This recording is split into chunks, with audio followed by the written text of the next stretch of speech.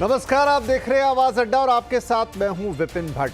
Comedy की सुपारी, लेकिन ये हम नहीं कह रहे हैं। दरअसल एक कॉमेडी शो कुणाल कामरा ने मुंबई में किया। कुणाल कामरा एक स्टैंड अप कॉमेडियन जिन्होंने पहले भी कई बार कभी अपने कॉमेडी की वजह से तो कभी अपनी कंट्रोवर्सी की वजह से नाम कमाया, मतलब लोग उन्हें जानते हैं। और उस वक्त इस बार बवाल मच गया है उनकी एक टिप्पणी पे, या कहिए उनकी एक कॉमेडी पर।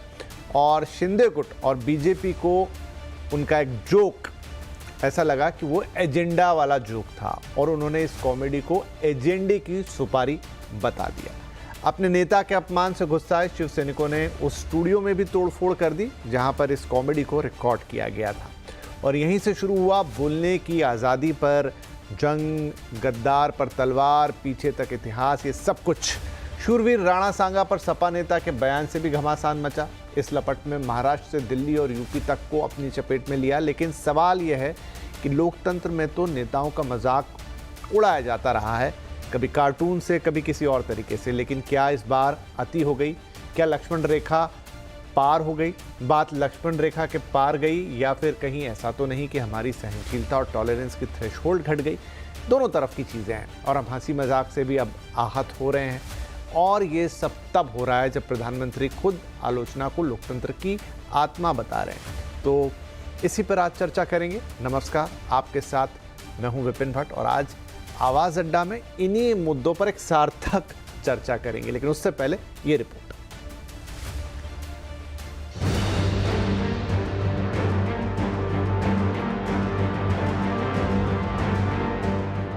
कुणाल कामरा की एक कॉमेडी पर महाराष्ट्र की सियासत गरमा गई है। अपने नेता एकनाथ शिंदे के अपमान से आहत कार्यकर्ताओं ने उस स्टूडियो को निशाना बनाया जहां कुणाल कामरा का शो हुआ था।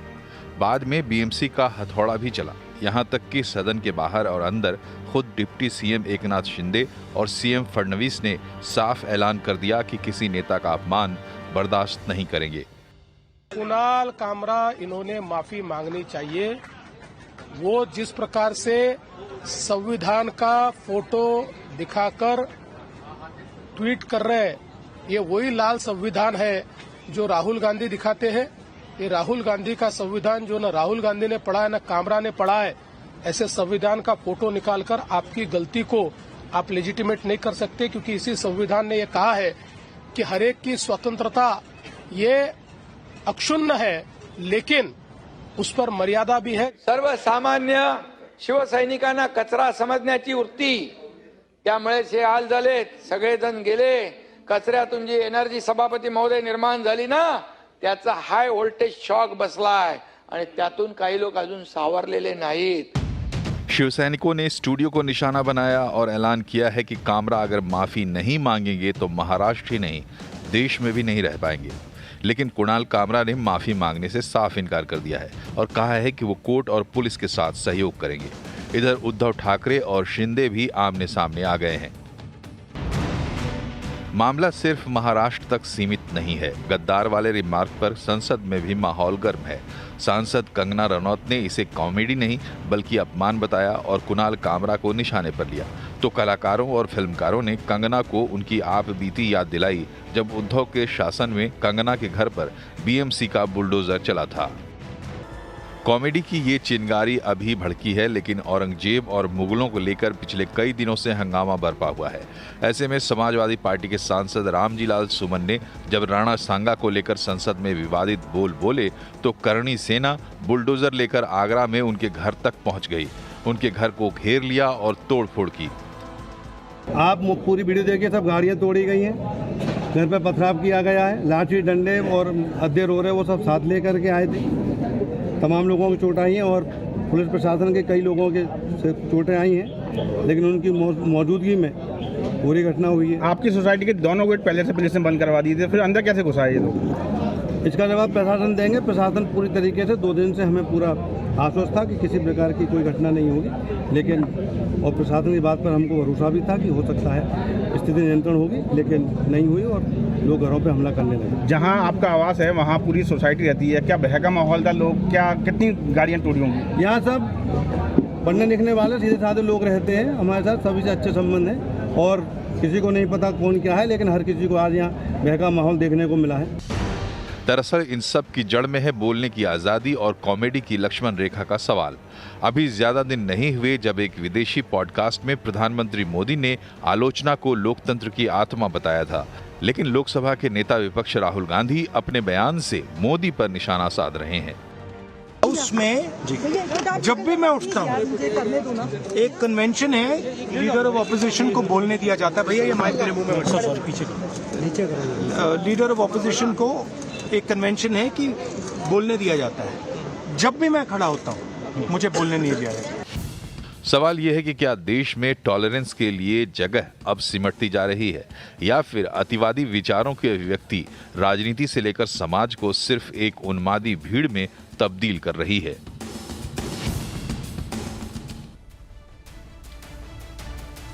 तो ये पूरा संदर्भ आपकी समझ में आया होगा। और देखिए, काफ़ी सारी चीज़ें इन दिनों जो भी विवाद की वजह बनती है, सोशल मीडिया से बहुत कुछ आता है। थोड़े दिन पहले वो समय रैना वाला मामला आया था। अब ये भी जो चीज़ निकली, ये कॉमेडी हुई, उसको फिर इंटरनेट पे डाला गया, सोशल मीडिया पे डाला गया और वहाँ से ये पूरा उन्माद खड़ा हुआ। मैं इस पूरी डिबेट के दो हिस्से देखता हूँ। एक तो स्वतंत्रता, आज़ादी, अभिव्यक्ति की आज़ादी, अभिव्यक्ति की स्वतंत्रता, ये तो बात है ही, लेकिन उसके असल में मायने क्या है? जब भी कोई ऐसी चीज़ आती है तो हम कहते हैं अभिव्यक्ति की स्वतंत्रता, पर क्या हम उसे सही मायने में समझते हैं, जानते हैं और उसके साथ जुड़ी हुई चीज़ों को पहचानते हैं? ये एक चीज़ होगी। दूसरी बात, ये जो पूरा सोशल मीडिया का बिजनेस है, ये बहुत सारी चीज़ों को ड्राइव करता है। तो क्या कोई कॉमेडियन जब कोई बात कर रहा है, कोई स्टैंड अप कॉमेडियन जब कोई और चीज़ें कह रहा है, वो अभद्रता का इस्तेमाल कर रहा है या वो किसी का मजाक उड़ा रहा है, उसके पीछे सिर्फ अभिव्यक्ति है या बिजनेस है? ये भी देखना होगा। ये दोनों पक्ष हैं इस डिबेट के, मोटे पक्ष। बाकी बीच की चीज़ों की हम चर्चा करेंगे और ये सारी चर्चा करने के लिए आज हमारे साथ हैं कुछ खास मेहमान। परिचय आपका करा देते हैं। कार्यक्रम में शामिल हो रहे हैं शिवसेना की नेता शाइना एनसी, शिवसेना यूबीटी के नेता आनंद दुबे, सामाजिक कार्यकर्ता प्रियंका राणा, एक्ट्रेस मानवी तनेजा और अम्बेडकर यूनिवर्सिटी के प्रोफेसर अभय दुबे साहब। आप सभी का बहुत बहुत स्वागत है। शुरुआत शाइना जी आपसे। मुझे याद है कि जब ये पिछली बार भी इस तरह का मामला आया था, तब भी आपने शिरकत की थी डिबेट के अंदर और तब भी आपके विचार थे काफ़ी सारे उस पर। अब ये फिर से वैसा ही मामला है, लेकिन इस बार ये थोड़ा आगे बढ़ गया है। तब वो मामला आम लोगों को आहत कर गया था, समय रैना वाला, जहां लोगों को लगा कि भाई ये कैसे बोल दिया आपने कॉमेडी के नाम पे। इस बार भी कॉमेडी हुई, लेकिन बात चली गई राजनेताओं पर, प्रदेश के डिप्टी सीएम के ऊपर। वो एक मामला था, ये एक मामला। इन दोनों मामलों में क्या आपको कोई समानता नज़र आती है या कोई अंतर नज़र आता है, या दोनों जगह एक ही तरह की चीज़ है, बस निशाने पे अलग अलग लोग थे? फिर उसके आगे की बात हम करेंगे। देखिए, सर्वप्रथम तो humour is the essence of life और हम कदे नहीं चाहेंगे कि ह्यूमर ना रहे, विट ना रहे, लेकिन ह्यूमर और ह्यूमिलिएशन में जमीन आसमान का अंतर है। ये जो लोग रेंट अ कॉमेडियन, मैं तो कहूंगी, क्या, क्योंकि उनको तो भाड़े पे लिया है, एक कठपुतली के जैसे, एक पपेट के जैसे, जहां उन्होंने सिर्फ अपने राजनीतिक विचार एक राजनीतिक दल के इस्तेमाल किया है। ये एक कैमोफ्लाज है कि कॉमेडियन है। आप जब एक सेल्फ मेड मास लीडर को ये शब्दों का इस्तेमाल करते हैं, गद्दार, ट्रेटर, इसका मतलब क्या है कि ह्यूमिलिएशन तो एक चीज है, लेकिन ये समझ लीजिए कि जब कोई जो ऑटो रिक्शा वाला है जो बनता है मुख्यमंत्री, ये एक एडमिरेबल स्टोरी है। और आपने एक क्लासिस्ट कमेंट वहां भी बना दिया। गद्दार किसको बोलते हैं? गद्दार वो व्यक्ति हैं जो सोच विचार को ठुकराते हैं। गद्दार वो लोग हैं जो सोनिया गांधी के लैप पे बैठ के सिर्फ बयानबाजी करते हैं। गद्दार वो रिपीट ऑफेंडर्स हैं जो सुप्रीम कोर्ट को सुप्रीम जोक बोलते हैं। जो अर्नब गोस्वामी हो या बनियाज हो, या फिर इतने सारे उदाहरण दे सकती हूँ। और मैं कहना चाहती हूँ, हमारे नेता एकनाथ जी शिंदे के प्रति प्यार, आदर, सम्मान कार्यकर्ता का क्यों है? क्योंकि उन्होंने कर दिखाया है, लोगों को जिंदगी में वो उन्होंने परिवर्तन लाया है। और जब आप ऐसे व्यक्ति को गद्दार कहते हैं तो दो चीज स्पष्ट नजर आता है। एक कि ये टाइमिंग सस्पेक्ट है ही, क्योंकि एक तरफ आप एक डाइवर्जनरी टैक्टिक एक केस से, दूसरा आपने कब रिकॉर्ड किया और कब इसको प्ले किया है पब्लिक के सामने, फिर आप देखने जाओ तो जस्ट ऑब्जेक्टिवली 2.5 साल में जब एकनाथ शिंदे जी मुख्यमंत्री थे, बहुत सारे लोगों ने आलोचना की, बहुत सारे लेखक ने अलग अलग व्यू पॉइंट्स रखे, किसी के प्रति हमने कोई कार्रवाई नहीं की, कोई एजिटेशन नहीं, कार्यकर्ता भी उत्तेजित नहीं, क्योंकि ये राजनीति में होता है जहां आपका एक लेजिटिमेट वॉइस ऑफ डिसेंट या एक ओपिनियन, काउंटर ओपिनियन होता है। लेकिन यहाँ ये क्यों हम देख रहे हैं ऐसा रिएक्शन, क्योंकि ये under the garb of being a comedian he is actually a political activist with an agenda, और ये एजेंडा स्पष्ट दिखाई देता है उबाटा सेना के लिए, जहां टाइमिंग भी सस्पेक्ट है, जहां आपके सोच विचार भी सस्पेक्ट है। और छोड़िए, आपने एक इंडस्ट्रियलिस्ट के बेटे के लिए कितने इनसेंसिटिव कमेंट्स, आपने कितने सारे लोगों के लिए इनसेंसिटिव, जस्टिस चंद्रचूड़, वेणुगोपाल जी, लिस्ट अनगिनत है, अर्नब गोस्वामी। मैं शाइना जी आपकी बहुत सारी बातों से यहाँ पे सहमत हूँ, बहुत सारी क्या ऑलमोस्ट सारी बातों से सहमत हूँ, लेकिन एक सवाल जरूर जोड़ूंगा उसमें, वो ये कि इनसेंसिटिविटी हो सकती है, उसमें एक एजेंडा भी हो सकता है, चलिए वो तो अभी हम जांचेंगे परचेंगे, लेकिन यहाँ बात हो रही कॉमेडी की और कटाक्ष की। आहत भी हुए हैं आप, बिल्कुल, क्योंकि वो किसी न किसी को तो गया है, और आहत होने का भी जिस तरीके से आपको अभिव्यक्ति की आज़ादी, आपको आहत होने की भी आज़ादी है, लेकिन उसका रिएक्शन हिंसा के साथ, ये बात ठीक नहीं। देखिए, कॉमेडी का मतलब नहीं है वल्गैरिटी, फ्रीडम ऑफ स्पीच का मतलब नहीं है कि जो आपके मन में आया आप ह्यूमिलिएट करते जाएं और गलत शब्दों का इस्तेमाल करते जाएं। स्वाभाविक रूप से अलग लोग अलग अलग अंदाज से रिएक्ट करते हैं। हमारे कार्यकर्ता जरूर उत्तेजित हो गए और एक एक्शन के प्रति एक रिएक्शन था, लेकिन ऐसा नहीं है कि कार्रवाई भी नहीं हुई, 12 लोगों की गिरफ्तारी भी हुई। मैं सिर्फ ये कहना चाहती हूँ, आप किस सीमा तक टॉलरेट करेंगे? और ये सूडो सेक्युलर टुकड़े टुकड़े गैंग जो एकजुट पेश आते हैं और सोचते हैं कि अरे मैंने तो कुछ बहुत बड़ा बोल दिया है, ऐसा नहीं होता है ना। आप एक समाज में रहते हैं। आप आज सोचिए कि एकनाथ शिंदे जी ने इतनी सभ्यता और शालीनता दिखाई है, उनके ग्रैंडसन जो स्कूल जाते हैं और समझ लीजिए कि किसी ने कहा कि अरे ये शब्द का इस्तेमाल हुआ है आपके दादा के लिए, कितना खराब लगेगा वो बच्चा को, कितना खराब लगेगा वो परिवार को, कितना खराब लगेगा वो कार्यकर्ता को जिसकी जिंदगी में एकनाथ शिंदे जी ने परिवर्तन लाया। तो कहीं ना कहीं भावना भी समझ लीजिए, उस भावना को आप नजरअंदाज करते हैं और फिर तोड़फोड़ की बात करते हैं। आपने तो किसी का मन तोड़ा है और इतने सारों का। ठीक है आनंद दुबे साहब, लेकिन आपकी जो पार्टी है वो इस चीज के समर्थन में है कि जो इन्होंने किया वो सही, मतलब जो कामरा साहब ने किया वो गलत नहीं है, और उस पर ये प्रतिक्रिया जो हुई व्हाटएवर वो गलत है। विपिन जी नमस्ते। किसी ने किसी का मन तोड़ा है, किसी ने किसी की पार्टी तोड़ी है। देखिए ऐसा है कि ये जो कुणाल कामरा है, न तो ये शिवसेना का कोई सक्रिय सदस्य है, न किसी और पॉलिटिकल पार्टी का ये कोई दूत है या एजेंडा चलाता है। वो एक कॉमेडियन है, कॉमेडी के ढंग से अपनी बात कह रहा है। सरकार की आलोचना करना ये हर जनमानस का अधिकार है। आप आलोचना कर सकते हैं, कटाक्ष कर सकते हैं। हम लोग जब छोटे थे तो हम लोग जॉनी लीवर को सुनते थे, थोड़े बड़े हुए तो राजू श्रीवास्तव जी को सुनते थे। राजू श्रीवास्तव जी तो लालू प्रसाद यादव जी के सामने उन पर ऐसे ऐसे कटाक्ष के सारे वीडियो यूट्यूब पर हैं जो शायद किसी को अच्छे भी नहीं लगेंगे। तो क्या लालू जी राजू श्रीवास्तव को वहीं पीटने लगते? तो एक हृदय भी होता है, बड़ा हृदय भी होता है। देखिए ऐसा है कि इसने कुणाल कामरा जो कॉमेडियन है, हम तो उसको ज्यादा अर्नब गोस्वामी के साथ किया, वो सब चीजों के ऊपर भी थोड़ा ध्यान दीजिए और बताइए कि आपके शासनकाल में कितने लोगों को आपने गिरफ्तार किया। किसी ने पेंगुइन शब्द इस्तेमाल किया और आपने उनको जेल भेजा। आप शायद भूल गए हैं कि नेवी के अफसर के साथ क्या किया। विपिन जी ऐसे डिबेट में नहीं कर पाऊंगा विपिन जी, क्षमा चाहता हूं, मैं चुप रहूंगा। ठीक है शायना जी, उन्हें इनके प्रवचन को पूरा देश सुने, सीएनबीसी आवाज सुने ना इनके प्रवचन को, मैं नहीं बोलूंगा। बोलिए क्योंकि ये लोग न संसद में बोलने देते हैं, न सड़क पर बोलने देते हैं, न टीवी पर बोलने देते हैं, और प्रधानमंत्री जी कहते हैं कि आलोचना तो सरकार की या किसी की आत्मा होती है लोकतंत्र। कमाल है यार। नहीं बोलिए, बात पूरी कर लीजिए, फिर सवाल करेंगे आपसे। किसी कॉमेडियन ने कहा कि ठाणे की रिक्शा, चेहरे पे दाढ़ी और पहुंच गए गुवाहाटी, हाय हाय। ठीक है, लोग गाना बनाते हैं, लोग कटाक्ष करते हैं।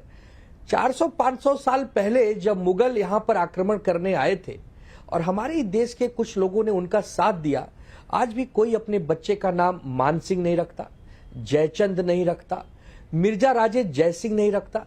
क्यों? क्योंकि लोग बर्दाश्त नहीं करते कि किसी भी तरीके से आप अपने ही लोगों को धोखा दें, चलें। क्या ये लोग मुंबई से भागकर सूरत नहीं गए? क्या सूरत से गुवाहाटी नहीं गए? आनंद जी, मैं तो सवाल पूछ सकता हूं ना? एक मिनट। आप सिर्फ कुणाल कामरा जी की इस अभिव्यक्ति को, जो किसी के मान को आहत कर गई, इसलिए समर्थन कर रहे हैं क्योंकि वो आपकी लाइन को सूट कर रहा है, ये एक अलग बात है। लेकिन क्या आप इस अभिव्यक्ति की आजादी को एक लेवल के बाद क्रॉस करने, जहां कोई भी हो, उप मुख्यमंत्री भी इंसान है, मैं एक बात कह रहा हूं, उसको गलत मानते हैं कि सही? ये बात पहले बताइए। नहीं, आपको तय करना होगा। सरकार में आप लोग बैठे हैं, आपको तय करना होगा ना कि कितनी ज्यादा मर्यादा लांघनी है, सरकार की बात नहीं। ये तो मैं आपसे व्यक्ति के तौर पे बात कर रहा हूं। मुझे भी कुछ चीज अच्छी बुरी लग सकती है, मैं उस लिहाज से बात बता रहा हूं। मैं आपसे बता रहा हूं। मैं चलिए मैं एक हास्य व्यंग, छोटा सा हास्य व्यंग कर देता हूं कि कोई व्यक्ति गाते हुए कह रहा है, अब इसी प्रकरण पे ही कह रहा है, कोई कॉमेडी करके दिखा रहा था, कोई सच्ची बातें बता रहा था, इतिहास के किस्से सुना रहा था, बातें बता रहा था, इतिहास के किस्से सुना रहा था, कॉमेडी दिखा रहा था, तुम्हें मिर्ची लगी तो मैं क्या करूं। अब एक व्यंग है। अब इस व्यंग पे आप आनंद दुबे को आके मारने लगे, पीटने लगे, उसका ऑफिस तोड़ दें, उसको धमकी दे, तो फिर यार कोई कुछ बोलेगा ही नहीं। आनंद जी, इसमें हो सकता है कि आपसे ज्यादा बातचीत हो रही है। एक मिनट, एक छोटी सी बात मैं कह रहा हूं। देखिए, व्यंग को इंसान भी समझता है। उन्होंने भी कहा, शिंदे साहब की भी एक स्टेटमेंट, ये मत सोचिएगा कि मैं हर चीज को यहां जायज ठहरा रहा हूं। वो तो मैंने शायना जी से पूछा ही कि ये सब कुछ हुआ तो क्या तोड़फोड़ जायज थी, वो सवाल तो रहेगा, और वो सवाल आपके लिए भी आएगा जो उन्होंने पूछ लिया। खैर, पुरानी बात, बाद में करते हैं उसको, क्योंकि आपका भी तो रवैया वही रहा, किसी ने कुछ बोला तो तोड़फोड़ दिया। लेकिन एक बात, आपने जिस शालीनता के साथ ये बात कही, अब इसके आगे पीछे 2 बिल्कुल खालिस गालियां लगा दीजिए। आप बोल पाएंगे यहां पर? वहां पे बोला गया थोड़े दिन पहले, क्योंकि मैं इसको रिलेट कर रहा था। देखिए, अभिव्यक्ति की आजादी की बहस थोड़ी बड़ी और व्यापक बहस है, ठीक है। हमारा देश भी बड़ा और व्यापक देश है। थोड़े दिन पहले समय रैना वाला मामला आया था, तब भी हम लोगों ने बातचीत की थी। वहां पे एक अलग तरीके की चीज थी, लेकिन वहां पे लाइन यही थी, आत्मा यही थी डिबेट की। और अभी भी मैं वही चीज पूछ रहा हूं कि आप सिर्फ उन्हें इसलिए फेवर करेंगे अभिव्यक्ति के नाम पर क्योंकि वो आपकी चीज को रास आ रहा है, आपकी लाइन को रास आ रहा है, किसी ने आपके साथ कुछ किया, या आप इन जनरल मुझे बताइए सारी चीजों से हटा के कि क्या इस तरह की अभिव्यक्ति ठीक है, और अगर ठीक है तो फिर हम आगे बढ़ते हैं। आपकी बात को आगे बढ़ा रहा हूं। मान लीजिए किसी हास्य व्यंग से आपको तकलीफ हुई है, आपकी भावनाएं आहत हुई हैं, आपने आपत्ति दर्ज कराई, आपके कार्यकर्ता है, पुलिस स्टेशन जाइए, एक एफआईआर दर्ज कराइए, पुलिस आपकी है, कानून व्यवस्था आपकी जिम्मेदारी। बार-बार उसको सरकार और अपने बीच में आपको उससे ऊपर उठ के सोचना होगा। खैर मैं आता हूं, प्रियंका राणा, हमारा रोल नहीं है। नहीं आनंद साहब, आप जब तक उसको उस दृष्टि से ही देखेंगे कि ये हमारे यहाँ से गए। कुणाल कामरा हमारा दिहाड़ी मजदूर है, न तो हमारा दिहाड़ी मजदूर है। नहीं रहा, मैं तो ये बात कह ही नहीं रहा, लेकिन मैं आपसे सिर्फ एक न्यूट्रल पर्सपेक्टिव मांग रहा हूं आजादी की अभिव्यक्ति पे। देखिए, आपके साथ भी ऐसे बहुत मौके आए हैं और आपके यहाँ के भी रिएक्शन हिंसक रहे हैं, चाहे किसी टीवी चैनल का ऑफिस तोड़ना हो, किसी की ओबी जलानी हो, वो सब भी हुआ है। तो वो बात पे जाएं क्यों? हम उसको उखाड़ ही नहीं रहे। मैं कह रहा हूं सिर्फ इतना बताइए, अभिव्यक्ति की आजादी बहुत अच्छी बात है, होनी ही चाहिए, हर हाल में होनी चाहिए, आखिरी मनुष्य तक होनी चाहिए, लेकिन दूसरी तरफ वो ऐसी भी होनी चाहिए जो किसी को आहत ना करे। बात सिर्फ उप मुख्यमंत्री की नहीं तो है। वो पुलिस ही जांच करेगी कि सड़कों पे आ जाएगी? ये बात ठीक है, ये कानून बात ठीक व्यवस्था है, हाथ में ले लेंगे या पुलिस जांच करेगी? चलिए प्रियंका राणा, ये जो मैंने कहा कि इस चीज का पूरा एक दूसरा पहलू भी है। ये आजकल बड़ा आम हो चला है। अब वो कॉमेडी होती है, डार्क कॉमेडी होती है, ऐसी कॉमेडी होती है, और कुणाल कामरा साहब की एक अलग छवि बन गई क्योंकि उन्होंने वक्त वक्त पर पॉलिटिकल कमेंट किए, कभी और कमेंट कर जाते हैं। तो वो भी उसी बिरादरी के जो हर तीसरी लाइन में गाली देते हैं, हर तीसरी लाइन में, और उस पर लोग जनता हंसती है। अब एक पक्ष ये भी है कहने के लिए कि ये कामरा साहब का अपना एक कमर्शियल स्टंट था, उन्हें मालूम था इसके बाद ये रिएक्शन होगी। विपिन जी देखिए, जब अपने ऊपर बीतती है तो अन्याय लगता है, लेकिन जब दूसरों पर करते हैं तो आपको कॉमेडी और हंसी टिटोली लगती है। तो इसी तरह की चीजें हैं। अगर आप कॉमेडी करना चाहते थे तो आप एक सीमित दायरे में रह करके आप कॉमेडी कीजिए, किसी को कोई आपत्ति नहीं होती है।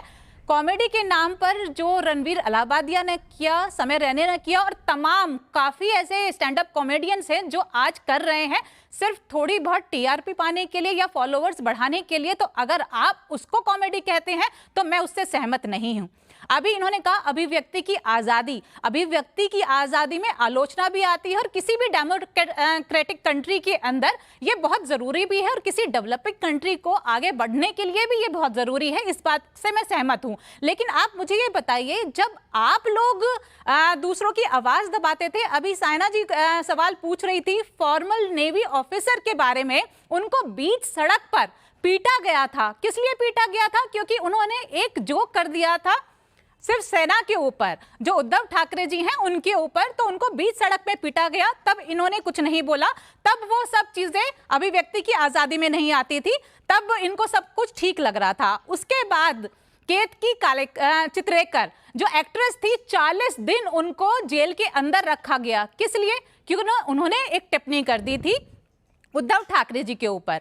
अब आप आते हैं कॉमेडी कार्टूनिस्ट के ऊपर, जिनको भी जेल के अंदर रखा गया, क्योंकि जैसे आप साइना जी ने बताया कि उन्होंने भी आदित्य ठाकरे जी को पेंगुइन बोल दिया था।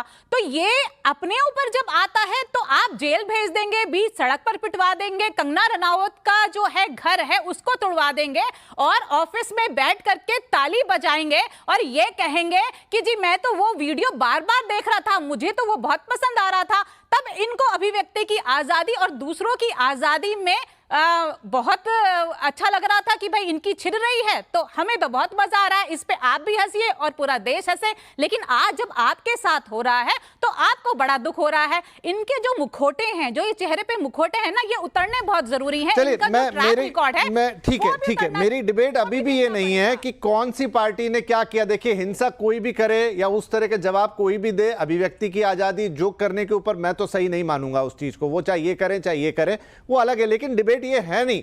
डिबेट हम ये कर रहे हैं कि क्या अभिव्यक्ति की आजादी का जो दायरा है, जो रेखा है, उसको कहीं तो कहीं कोई रेखांकित करेगा। अभय दुबे साहब, बात संविधान की भी निकलती है ऐसे वक्त पर।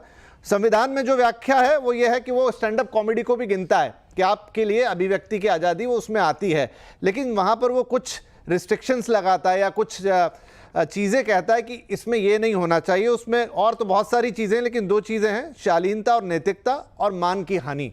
तो ये जो दो चीज़ें हैं, अगर ये कोई उप मुख्यमंत्री भी फील करे या कोई भी आम या खास फील करे तो वो उसका आहत होना जायज़ है। उसके रिएक्शन में क्या हुआ वो अलग बात है, उसके लिए आप सही गलत पे डिबेट कर सकते हैं। लेकिन कामरा साहब की इस बात को सिर्फ इतना कह के मान लें कि अभिव्यक्ति की आज़ादी और उस पर कुछ बोला ना जाए, ये तो गलत है। देखिए, शालीनता का उल्लंघन हुआ है, नैतिकता का उल्लंघन हुआ है और कुछ अशिष्ट बात हुई है, तो उससे निपटने के कानूनी तौर तरीके हैं। हर व्यक्ति को अधिकार है उन कानूनी तौर तरीकों का इस्तेमाल करने का। जो व्यक्ति मुख्यमंत्री रह चुका है और उप मुख्यमंत्री आज भी है, वो तो कानून का रखवाला है ना। ठीक है, उद्धव ठाकरे ने जब उद्धव ठाकरे मुख्यमंत्री थे तो उन्होंने बहुत इस तरह की हिंसा करवाई होगी, मैं उसमें नहीं जा रहा हूं, करवाई है निश्चित रूप से, वो भी निंदनीय है। लेकिन जो व्यक्ति अभी कानून, आज की तारीख में कानून का रखवाला है, वो क्या कर रहा है? ये कहना कि कार्रवाई हुई है, 12 लोगों को उनको गिरफ्तार कर लिया, हम लोग पत्रकार हैं, हम सब जानते हैं कि सब ड्रामेबाजी किस तरीके से होती है। सारा चीज ऑर्केस्ट्रेट था पूरी की तरीके से, सब लोग इस बात को जानते हैं। मैं कुणाल कामरा का समर्थन नहीं करता, मैं उनको जानता भी नहीं हूं और ना मैं उनकी कॉमेडी देखता हूं, मुझे उसमें कोई दिलचस्पी नहीं। दूसरी बात, सब लोग अपना राजनीतिक रुतबा दिखाने के लिए आसान शिकार की तलाश करते हैं, आसान निशाने की तलाश करते हैं। एकनाथ शिंदे को उद्धव ठाकरे ने एक बार नहीं 100 बार गद्दार कहा होगा, संजय राउत ने 100 बार नहीं 1000 बार गद्दार कहा होगा। उनके खिलाफ एकनाथ शिंदे के कार्यकर्ता गए मारपीट करने के लिए, उनके दफ्तरों पे हमला किया गया, वो तो मुख्यमंत्री थे, उस वक्त उनके खिलाफ एफआईआर दर्ज कराई गई? नहीं कराई गई। लेकिन एक कॉमेडियन है जो कॉमेडी के बाजार में खड़ा हुआ है, अपना धंधा चला रहा है, गलत तरीके से चला रहा है, सही तरीके से चला रहा है, उसके वो आपके लिए आसान शिकार है। वहां पे आप अपना बाहुबल दिखा सकते हैं जाकर, जबकि आप कानून के रखवाले हैं।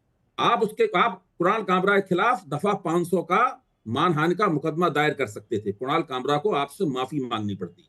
ऐसा बहुत से नेताओं ने किया है। अरुण जेटली के खिलाफ दूसरे लोगों ने जो कहा था, अरुण जेटली ने उनके खिलाफ गुंडे नहीं भिजवाए, अरुण जेटली ने उनके खिलाफ दफा 500 का मुकदमा दायर किया और अरुण जेटली से उन लोगों ने सार्वजनिक रूप से माफी मांगी। उससे अरुण जेटली का राजनीति का स्तर दिखाई पड़ता है, उनका सम्मान दिखाई पड़ता है, और वो बताते हैं कि इस तरह की चीजों से निपटा कैसे जाता है। अब आप कल्पना कीजिए कि कुणाल कामरा ने ये जब पैरोडी की, जब यश चोपड़ा की फिल्म के एक गाने की, जो निश्चित रूप से एक भद्दी पैरोडी है, मैं मानता हूं इस बात, लेकिन अगर एकनाथ शिंदे ये कहते कि ये उनका काम है भाई, वो करें, हम जनता की सेवा कर रहे हैं, हम इसी जनता की सेवा करते रहेंगे, वो अपना काम करें, उन्हें हमें गाली देनी है वो देते रहें, हमें कोई मतलब नहीं। एकनाथ शिंदे का सम्मान जितना आज है उससे कई गुना बढ़ जाता, और राजनीति में वो एक सहिष्णुता का एक नमूना पेश करते। लेकिन वो किस विरासत को ढो रहे हैं? वो विरासत है शिवसेना की विरासत, जिसका काम ही गुंडागर्दी करना है, चाहे वो वाली शिवसेना हो चाहे ये वाली शिवसेना हो। गुंडागर्दी करके ही ये पार्टी आगे बढ़ी है। दोनों ही पार्टियां इसी तरीके से आगे बढ़ी हैं। अभी बताया गया कि उद्धव ठाकरे की शिवसेना ने क्या किया था और एकनाथ शिंदे की शिवसेना क्या कर रही है, ये हम लोगों के सामने है।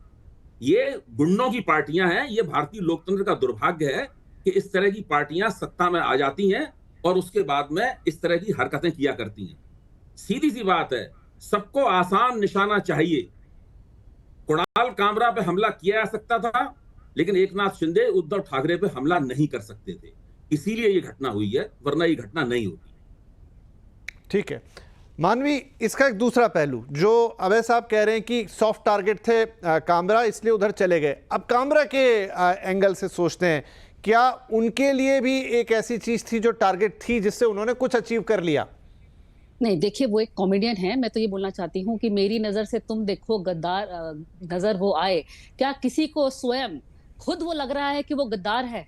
क्योंकि दुख का बात ये है और चिंता का विषय है कि जब भी वो ये कॉमेडी कर रहे थे, उन्होंने नाम तो किसी का लिया नहीं, ये अज्यूम कर लिया, ये अपने परसेप्शन बना लिए, किसके लिए बोल रहे हैं, क्यों बोल रहे हैं, क्या है। अगर आप उसको ढंग से देखें तो कहीं भी नाम नहीं लिया गया। ऊपर से आप देखिए, एक कॉमेडी अगर होता है तो अभिव्यक्ति, जब उन्होंने नाम नहीं लिया तो वो फिर ये इस बहस में उतरे ही क्यों? ये बात बोल के वो बाहर हो सकते थे, लेकिन वो तो अभी भी कह रहे हैं कि मैंने तो कहा है और मैं इसके लिए माफी नहीं मांगूंगा, क्योंकि उन्होंने नाम नहीं लिया। एक कॉमेडियन का काम क्या है, उसका यूएसपी ये है एक ह्यूमर करना, एक कॉमेडी इस तरीके से करना कि उसके 4 मतलब निकले। अब एक छोटा सा, एक मैम मैं आपके बीच में नहीं बोली थी, आपके बीच में नहीं बोली थी। देखिए ह्यूमर बहुत किस्म से होते हैं। जैसे सपोज आप किसी को मोटा कह दें, मोटा के 4 मतलब निकलते हैं। 4 में से जैसे उदाहरण दे देती हूं। मैं यहाँ पे मानवी आपको 1 मिनट के लिए रोक रहा हूँ, लेकिन हल्का सा जिक्र किया था यहाँ पर शाइना जी ने भी। उन्होंने अपने आप को मोटा कहते हुए फिर कहीं ऐसी जगह चले गए कि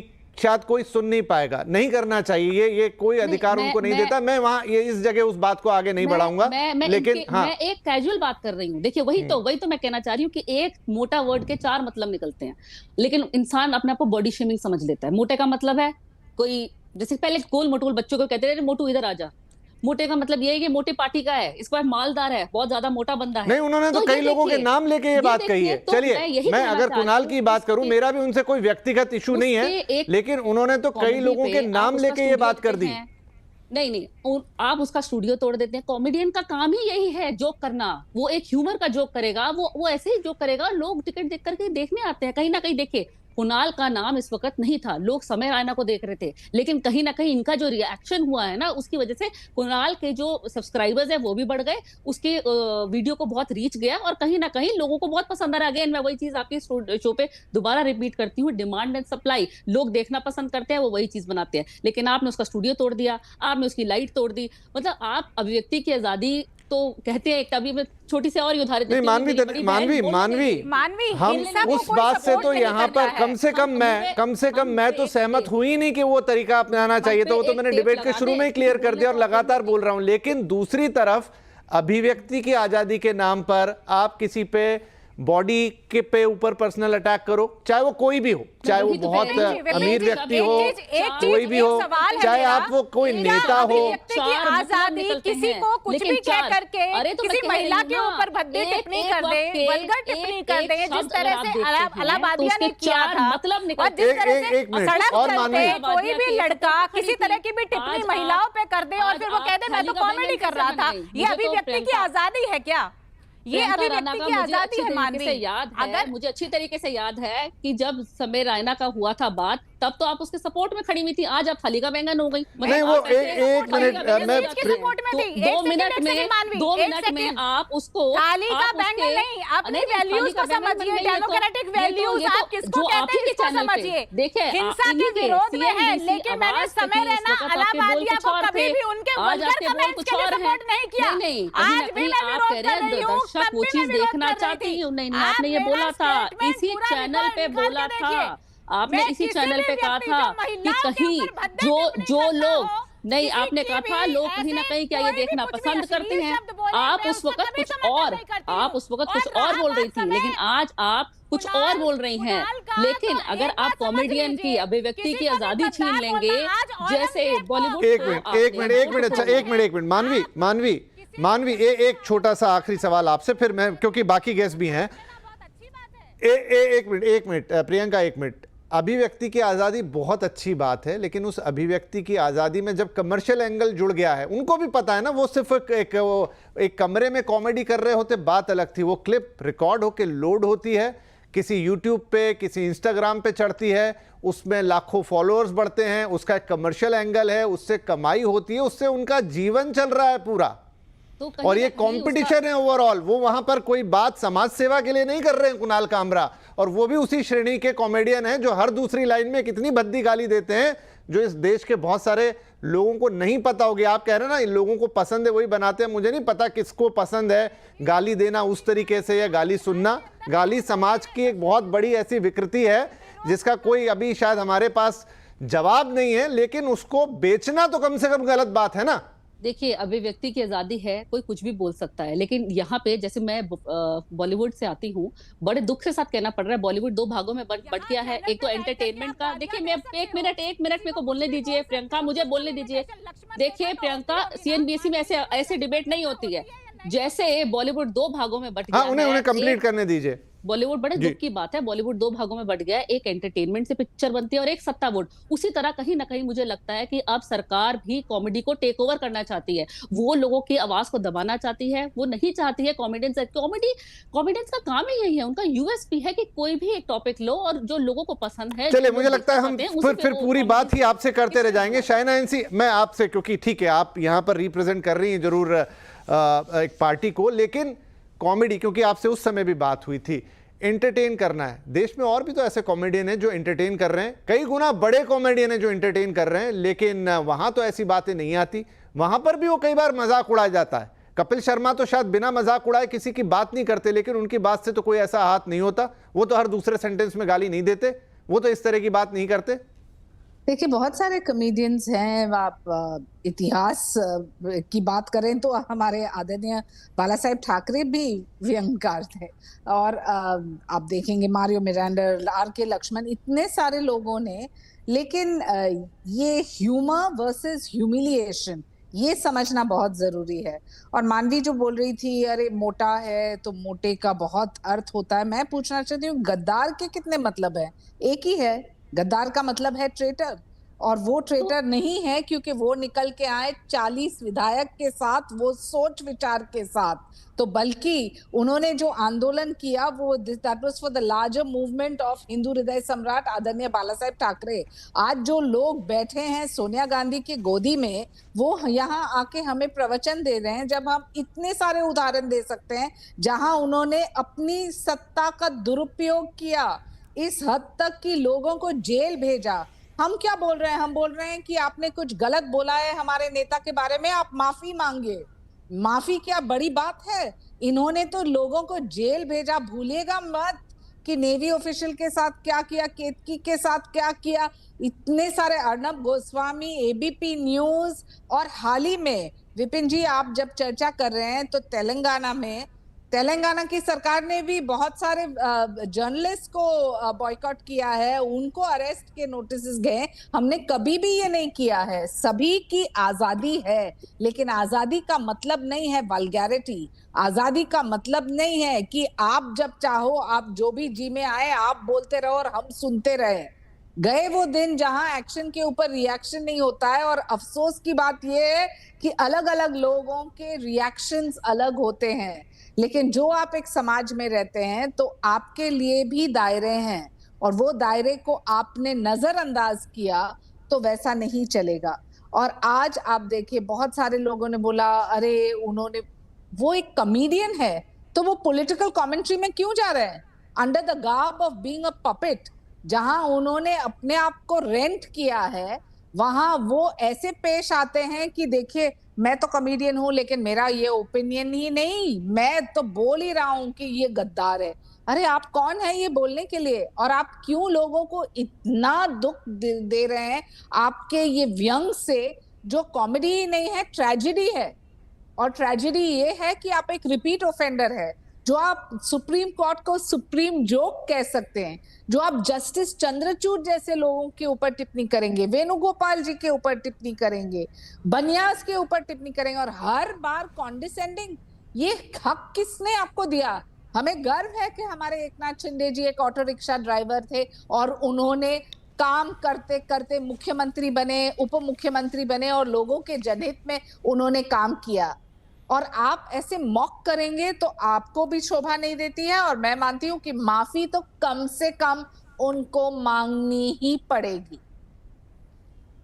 जी आनंद दुबे साहब, एक सवाल मेरा ये आता है कि कल को यही कॉमेडियन या कोई और कॉमेडियन, अब तो स्टैंड अप कॉमेडी और इंटरनेट और ये बहुत चलता है, कभी आपके लीडर पे कुछ कर दे तब आप क्या करेंगे? जस्ट मेरा एक सवाल है, क्योंकि मैं अगेन पॉलिटिकल डिबेट में जा ही नहीं रहा था, वो बार बार घूम के वहां आती है। मैं अभिव्यक्ति की आजादी की बात कर रहा हूं और उसकी रेखाओं की बात कर रहा हूं, उसके मायनों की बात कर रहा हूं कि वो कितनी होनी चाहिए, क्योंकि दूसरी तरफ एक पूरा बिजनेस खड़ा हुआ है। विपिन जी, इस पैनल पे बहुत बड़े जानकार अभय दुबे जी बैठे हैं, मैं उनकी बात को थोड़ा आगे बढ़ाता हूं।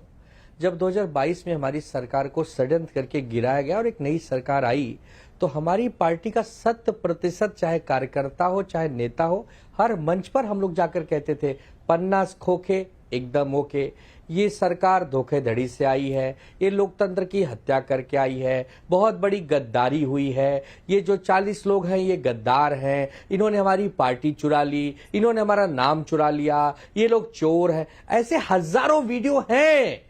तो ये सब अगर किसी ने इन्हीं सब चीजों को व्यंग में गा के सुना दिया तो अब तो मुझे लगता है दुबे साहब दोनों चीजों में थोड़ा अंतर है।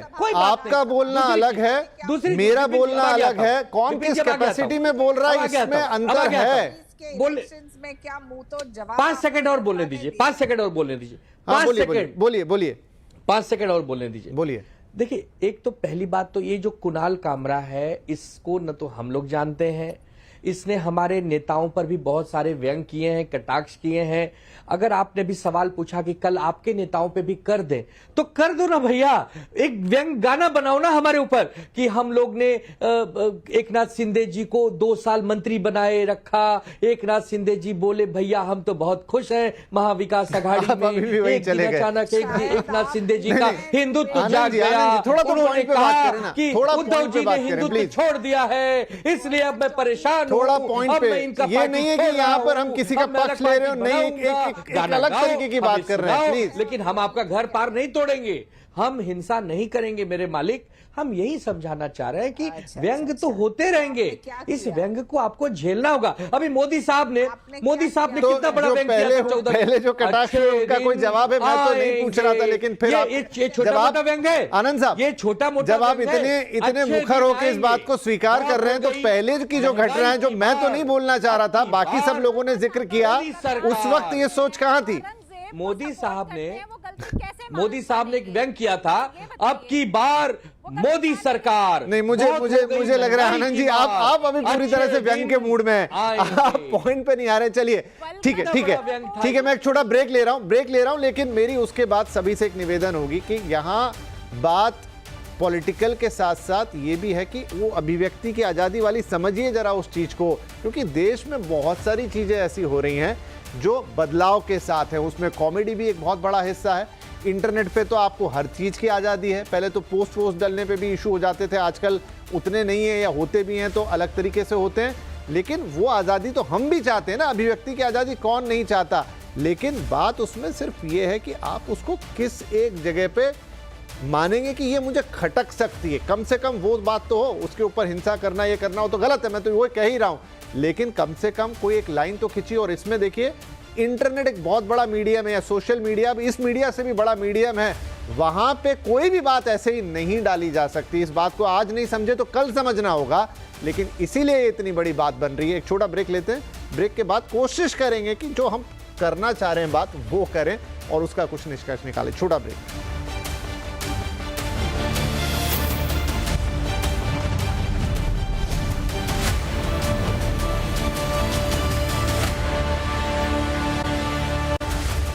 वेलकम बैक, आप देख रहे हैं आवाज अड्डा और बात हो रही कॉमेडी की सुपारी की। संदर्भ आपको पता है, फिर समझाऊंगा तो बहुत लंबा वक्त चला जाएगा। वैसे ही आज हमारे सारे मेहमान कॉमेडी के भी मूड में हैं और फायरिंग मूड में भी हैं, लेकिन ठीक है, बातचीत हंसते गाते ही होनी चाहिए, लेकिन मर्यादा के साथ। ये बात मैं कहूंगा। अबे दुबे साहब, अगेन मैं एक सवाल फिर से आपके पास लेके आ रहा हूं, अब हम उसको पॉलिटिकली चर्चा नहीं करेंगे।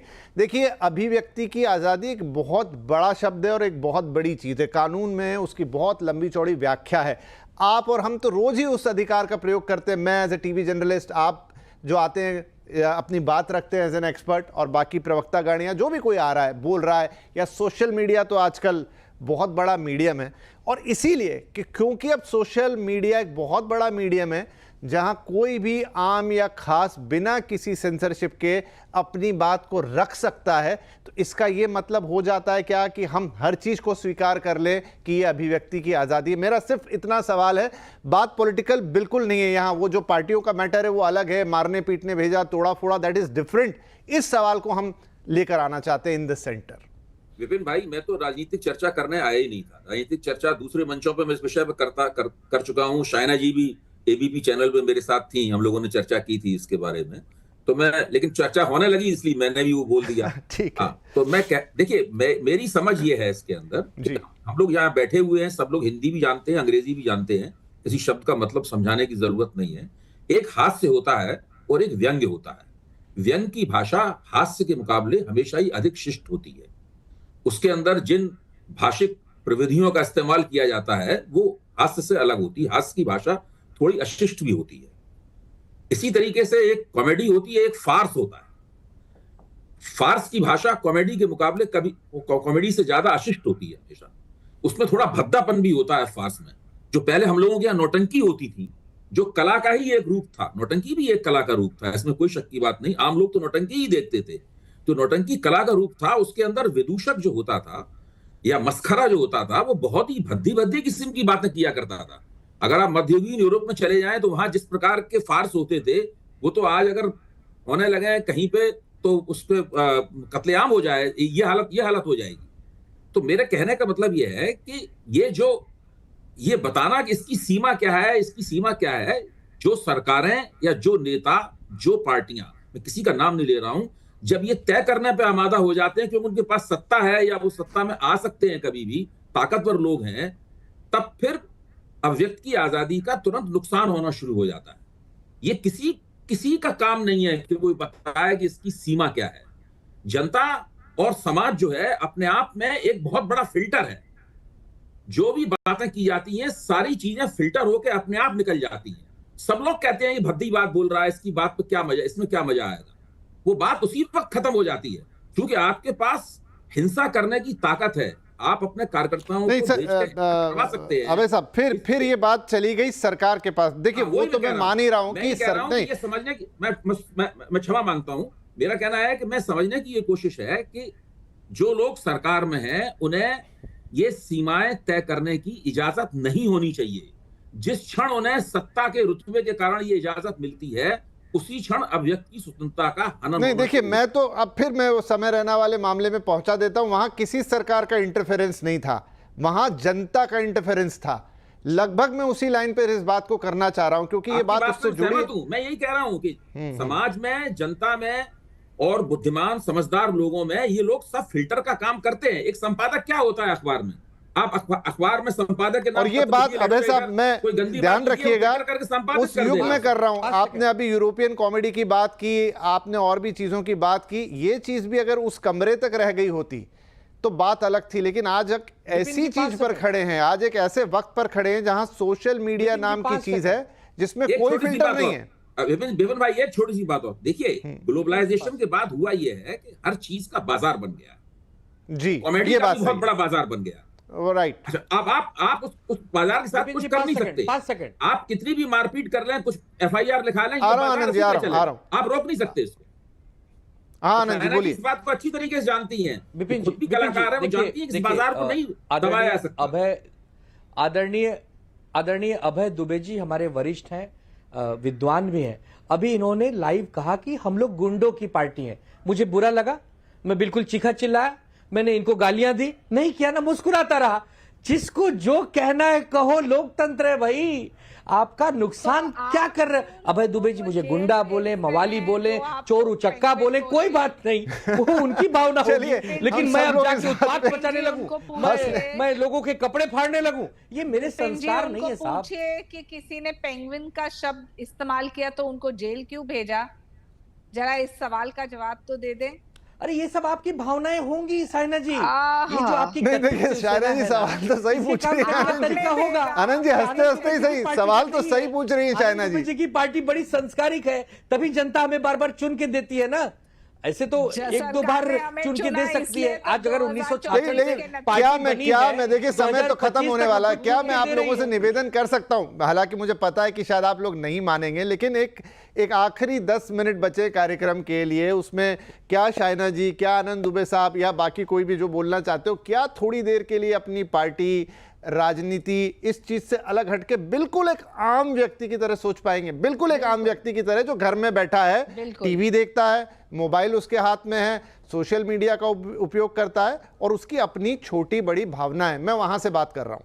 देखिए वो राजनीति, ये पार्टी, हम बहुत ज्यादा कई बार चीज पे ऊपर जाके सोचते हैं, कई बार उसमें थोड़ा नीचे जाके भी सोचने की जरूरत है। मैं बिल्कुल आम बातें कर रहा हूं। अब देखिए क्या सेंसरशिप बनेगी, नहीं बनेगी, आज आप OTT पे भी बहुत बड़ी बहस करते हैं कि उस पर किस तरह की सीरीज आती हैं, वो हमें कहां लेके जा रही हैं। क्या ये जो डार्क कॉमेडी चल गई है, ये फॉरेन से उठाया हुआ कंसेप्ट है। और देखिए सीधी सी बात है, मैं CNBC आवाज पर बैठ के बात कर रहा हूं, फॉरेन से उठाई हुई कंसेप्ट है। भारत में इस समय सोशल मीडिया में जोरदार पैसा है, कई लोगों का रोजगार है। आप रोज खबरें पढ़ते होंगे कि कोई यूट्यूब से इतना अमीर बन गया, कोई उतना अमीर बन गया। पैसा कमाने का माध्यम है और खुली छूट के साथ है। इस आधार पर बातचीत करें हम,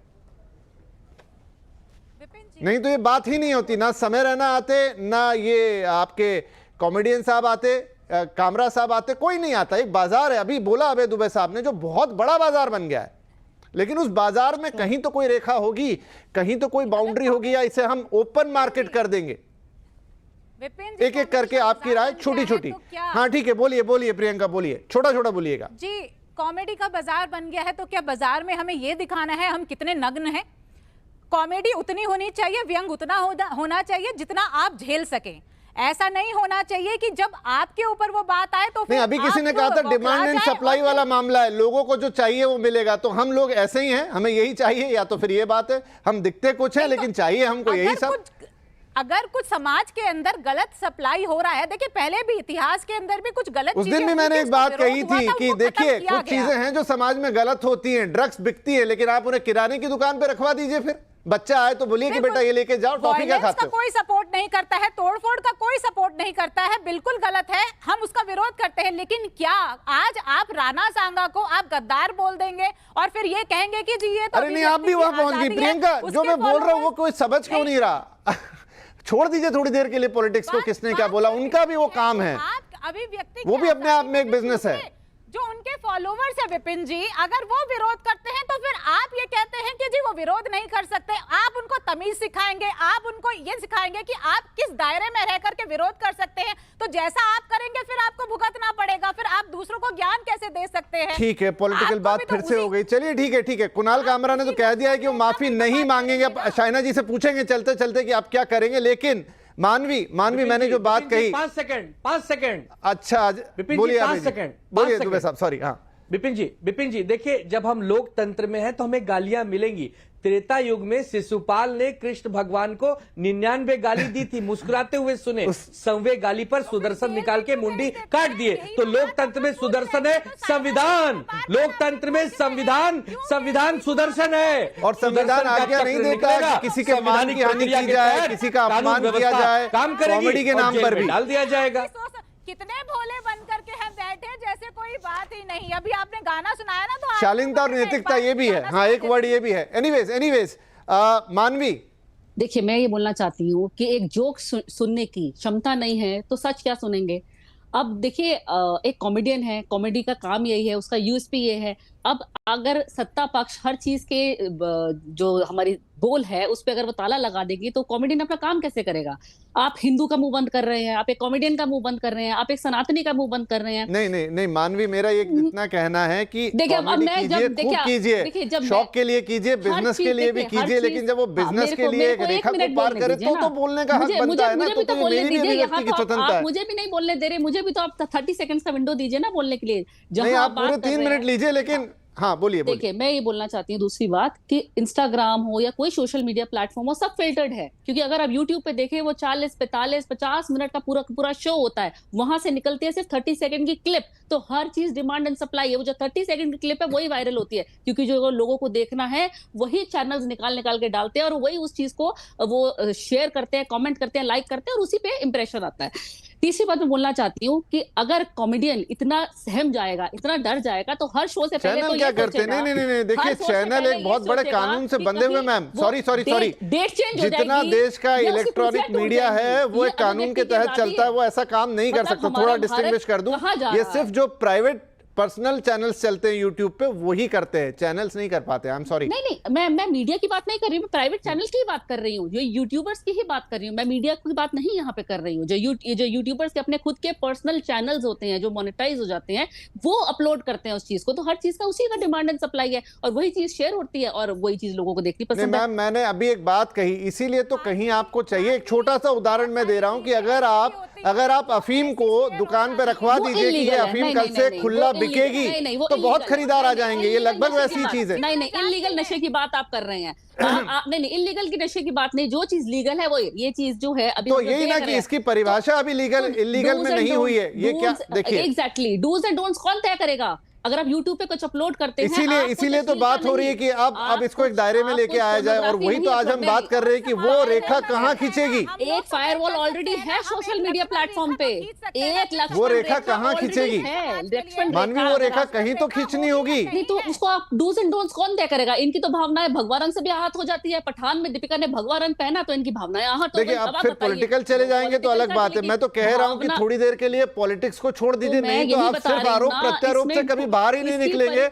आप ये समझ ही ना पाएंगे कि हम बात क्या कर रहे हैं। क्या बताएंगे कि हम भगवा रंग भी नहीं पहन सकते। इसकी लक्ष्मण रेखा कौन बताएगा, डूज एंड डोंट्स कौन बताएगा।